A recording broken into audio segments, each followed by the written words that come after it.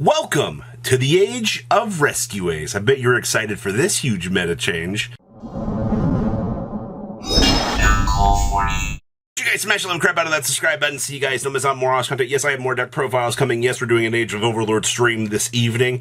And wow, there is a lot happening. And we're going to have news this morning too from the OCG. So, going to be a lot. So, take that in. So our top 32 breakdown out of this YCS is actually pretty impressive. And yes, I lost round 8. I lost to Purrely. I was 7-1-1. I actually tied with the Bless in round 7 against Chimera Branded. I was playing Pure Runic. Yes, Asian Persuasion did top with Pure Runic. I don't have the list, but if you do want to see my profile, please show some love down below by liking the video and, leave a cool little comment going, yes, please showcase some Runic and we'll take care of that. So, our top cut for this event evidently is 12 Rescue Ace variants. Holy crap. That's a lot. That's 38% of your overall playing field that was the most represented deck out of the weekend. And one of the biggest things I was hearing from people, they were just genuinely like, what do we do against Rescue Ace? Like, this deck is crazy. Hi, Runic plows through the deck. Easy. All right. And nobody seems to know this, but Pure Runic against Rescue Ace actually is a pretty incredibly easy matchup for us Runic players, as long as the set 4, it doesn't really do much to us, it's more casualties along the way, more so. So the rest of your top cut here, you had 4 Purrelys, which made up 13% of your field. Poor Tier down here, only to 3 variants. The age of Tier is finally coming to an end. Yay. Your 2 ofs were 2 Unchained, 2 Manadium, and 2 Spright. Of your Spright variants, you had 1 Tri-Brigade, 1 Adventure. We've already uploaded the Adventure profile on this channel, so something for you to look forward to. We also had a Horus Spice Steel deck, which we will have the profile for that this afternoon, so you can look forward to that. Cookie was an amazing person to get the chance to sit down and talk to, so I hope you'll look forward to that. We also have the Flunderies list, which will be up here in a little while. Bear with me. We also have the Sun Avalon Rika list, which I'll get up here on this channel too. I'm sorry, so much info in such a little amount of time. And then, of course, Labyrinth, Vanquish Soul. You've already seen the Exo Sister deck, which made it all the way to top 8, which was phenomenal. And then you'll probably end up seeing the Runic list on Johnny's channel. Did you catch up on all that? Because it's so much to process. Now, our top 16 here, we had 7 Rescue Ace variants. It's 44% of the top 16 field. You are almost at a 50% there. Think about that. All right, this deck almost dominated the field that much. I mean, people were really scared to play against Rescue Ace this weekend. It's actually pretty amazing. The amount of reports I heard from people who are just like, I don't know what to do against Rescue Ace. Like, this deck is suddenly crazy. Yeah, it'd be like that. We also had 2 Tier and 2 Manadium make their way into the top 16, which I like that spread. That's pretty good. And we had our Unchained Bisteel Horus variant. We had the Sun Avalon Rika, an Exo Sister, and a Purrely. Purrely's representation is kind of crazy to me because every time I play against this deck, they have the draw 4 combo. Like, there's no stopping it. Like, I don't know what I'm doing wrong. I must just love losing to that deck. Now, we get into your top 8 here, and things are kind of starting to shape up pretty interestingly here. We're down to 3 Rescue Ace variants at this point in time, which, okay, pretty understandable. But the rest of your field is kind of starting to turn into something interesting. We're down to a Manadium. Tier Elements Duelist is still sticking around here. We had an Exo Sister, a Purrely, and an Unchained. Okay, now this is where it changes. Your top 4 is going to be 2 Rescue Ace variants, a Manadium, and a Purrely Duelist. Now, take a moment just to process this huge meta change that is kind of unfolding here in between your eyes. Like, that one Purrely Duelist carried their way up the ladder. Like, they had such a tough time to make it here. And, of course, the story of your grand finals, where Rescue Ace versus Rescue Ace, where Rescue Ace walks away the post-Age of Overlord champion. very impressive setting here. That Rescue Ace finally comes out on top. Tier looks like its representation is kind of getting pushed around because evidently it doesn't have a good matchup. I will psychoanalyze way more of this format later on in the week, but we got some deck list that we need to push it on over to. First list we actually have here is a Attack of the Giant card playing Volcanics with a super heavy Samurai package. You know, I've seen a lot of things kind of buckling around in this format, but I haven't seen anybody combining these two packages together. And also, I mean, let's not take anything away from the burn aspect that this package pressures onto the opponent, because the amount of aggression that you can very easily, you know, seal away on the opponent is actually incredible. Also, I mean, rocket go burr effectively for the end of the little package line here. I don't have anything really too crazy to mention about this. I like the fact that we are taking advantage of the Infernal Flame Banshee, something that I wish this deck would have had much sooner. Yeah, we still don't have the Pyro Searcher. We'll be getting it soon enough. But, you know, Volcanic Emperor is a incredibly insane card. I wish this duelist would have had the chance to get beyond top 4, but sometimes misplays happen. Not really much you can do about that. Next up here we have Drytron, which ended up making 51st place out here. We do have an Earth Machine list coming up later in the week. Once again, bear with me here as I try to get this stuff out. They made 62nd place. So it's not like Rogue wasn't present in the top cut of this event. It's just you had to kind of work for it more. This build is definitely loving the Amor Factor paid. All the free advantage you're getting off of this. It's definitely nice to see the Cho-Cho here is getting some love. And I see that we are playing a Thunder of Ruler in here. This is not something that you really see these lists attempting to do, but you know, you're getting kind of cheesy back here with the Amor Factor, skipping your opponent's main phase 1, suddenly you're skipping their battle phase. Guess what? I believe the ruling is there's no main phase 2 if said battle phase is skipped, so that's a straight to end phase right there. You are skipping your opponent's entire turn. Disgusting, right? Next up here we have some Purrely action. Now, first thing I want to say about these Purrely variants, one, I hate this deck with a passion. It's really annoying to deal with. Number 2, it's pretty set in stone for a lot of the variants and things that you want to do. I mean, most TCG variants are sticking to the 1 leap, which is absolutely fine. I don't see anything too crazy about that. I see that Droll and Lockbird has been a fantastic hand trap this format. This card is MVP. Also, the fact that this deck is much like a few other decks in the format, getting away with playing Shifter in places that you shouldn't necessarily be getting away with playing Shifter. It definitely shows some of the kind of crazy things.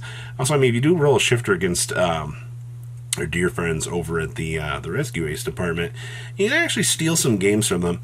And of course, shout out to good old Summon Limit. We already know how incredibly good this card actually can be in the grind process against the opponent. Hey, we have the other Spright variant here. Now, we did cover the Spright Adventure build on this channel, so it is kind of nice to get, you know, a different perspective of things out here. But I mean, the Wanting Moon here being a free tuner extender slash, I mean, another level 2 that you'll be able to put onto the field is actually really good. Now, we are not taking advantage of any, like, the tuner aspects of this. The big thing you care about here is, oh boy, you have something with 2,000 or more attack points on the field. Well, you can special summon this, and then congratulations, you now have another level 2, so you can kind of go on ahead and extend through your, you know, your basic tri package. You see, we're also playing some board breaker good cards here. This card was an MVP from a lot of people, especially with how our dear friends over Rescue Ace have been operating now. Having that generic cleanup on the back row is really good. Also, this card, this format, is actually kind of turning into, you know, something duelists don't really want to deal with. So I love the diversity that this deck brings. It's actually really nice. All right. So this is one of the biggest little tech choices out of the weekend here, was we were seeing a build playing a Scantos with the Nemesis flag. Well, this explains why everybody and their mother was coming up to me Friday afternoon going, hey, you got a Nemesis flag? Hey, no, I don't have a Nemesis flag. It's now Monday morning, and to the 12 people that asked me about this, I still don't have a Nemesis flag. All right, I don't really buy into the hype of this list. It's cool, like what Excantos does, for the overall clearing, but I think the combo build with the Assault just feels a little bit better. I mean, you've also got some board breaking stuff in here, which is really good. A lot of people are kind of arguing over the amount of Diabell stars that you want to play this weekend, and there was also an argument for, you want to go with the Jet Synchron package overall, but it's, once again, you got a lot of tech choices kind of bouncing around out here while people are kind of deciding on the optimal build that they want to pressure into. All right, we have some Manadium to start things off here. Holy moly, it is Prisma. I have missed you. You know how many people dumped the Prisma idea? Now we're finally getting the chance to see this back, especially with the Hero Lives. Yeah, 4,000 life points can mean a lot, but, this also does kind of allow you to, specifically dump whatever you want to here. And then, you kind of just go off to the races, because now, this can suddenly turn on into this. It's an incredibly unique thing. And it's also kind of nice to see reframing out here. I believe Triff wasn't even main decking this when we get the chance to talk about his list here in a second. So, you have something that would be considered more of the standardized build based off of very early OCG concepts with Prisma. So it's actually kind of cool. And actually, I would say a little bit refreshing to actually see doing well. All right, we have some more Rescue Ace. Hi, Enemy Controller. You know what's actually kind of crazy to me about this? Everybody was like, Econ's coming out. This is going to be absolutely garbage. And then you take a second to kind of process. You're like, no, Econ's actually a really good tech choice this format. Being able to move that opponent's pesky monster on over to your field and then kind of clean up a lot of the issues that kind of come with it, it's actually really nice. And you also see we do have a Fireball decode package down here as well with the Protect code. So this deck is going to get the chance to kind of climb up and actually take advantage of some of the little extra stuff that you've got available down here in your extra deck. Once again, I mean, these little tech choices, while they might not come up every single match, having the utility of these power cards really can sway a match at random points. Also, guess what? It's another deck that's capable of playing Dimension Shifter. Yeah, I feel like I've seen it all at this point in time. Shifter's a good card. All right, we have some more Rescue Ace here, and this is kind of where you're starting to see a little bit more of the expected value of the Durandal with the little warrior package for Ricardo here. And then, of course, we are playing some evenly matched down here as well. So one of the biggest things I will say about this list over the course of the weekend is players are kind of forced to kind of play the evenly matched right now. The people want equalization cards, and this kind of feels like it's able to I want to say equalize the field in those, matchups that they might not necessarily be winnable. Also, I mean, pulling out an entire Rescue Ace back row and forcing them into some worse options does feel kind of good. High Instant Fusion. Yeah, this on the Mud Dragon. Calling Fire just is free protection. And I also am loving the Gravekeeper's Inscription back here. This card actually turned out to be an insane power choice over the weekend. So I like a lot of these choices. Nice. All right, next up we have, I see we're getting a little bit saucy out here with the Scareclaw cached here. Okay, it's not something that a lot of people were necessarily trying here. I see that we're playing Realm of Eulogy as well. Okay, now, yes, we do have the option down here for the reframing. And once again, I mean, when you're looking through how to play Manadium and all these different ideas, you can go with the standard Prisma build, which is based on early OCG concepts. You play more of the combo board break opportunity build, which is fine. I mean, Enemy Controller is a stupid good card right now. But you've also got power cards down here that you can board in depending on whatever situation that you're going to find yourself in. And that's honestly going to be the best thing that you've got going for you in terms of these builds.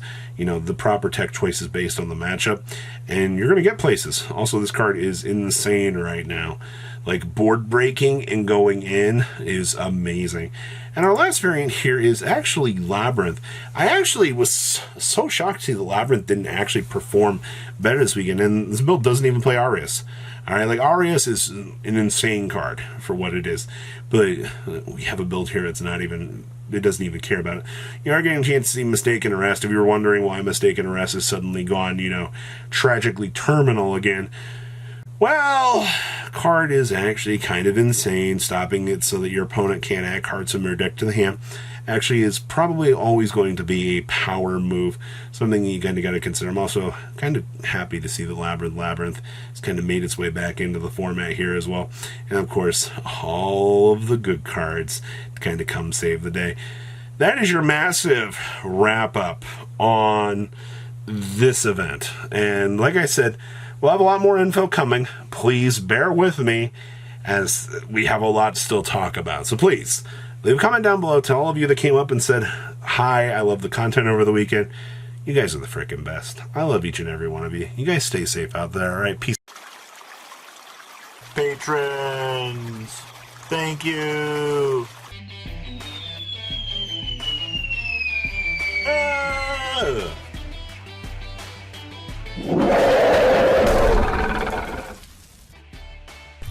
Thank you so much for watching. Check out these other videos.